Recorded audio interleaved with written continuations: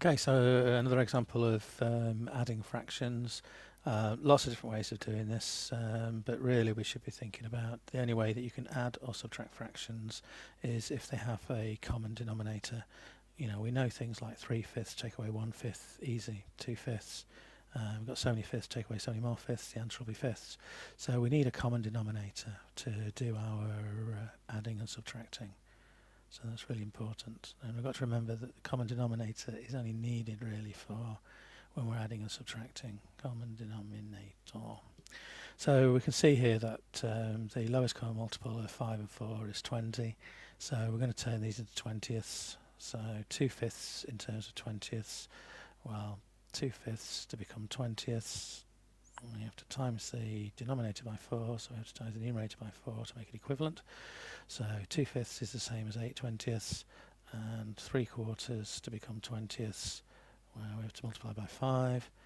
So 4 times 5 is 20, so we multiply the numerator by 5 as well to make it equivalent. That's 15. So what we can see here is that 2/5 plus 3/4 is the same as, so 3 lines for equivalent to, it's the same as doing 8/20 plus 15/20, which is 23/20. But like all fractions, we should see whether they can cancel down, and this one will cancel into a mixed number.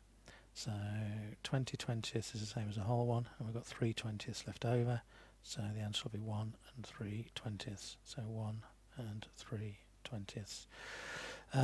The common denominator method is a good method to get together in and learn, guys, when you're adding or subtracting.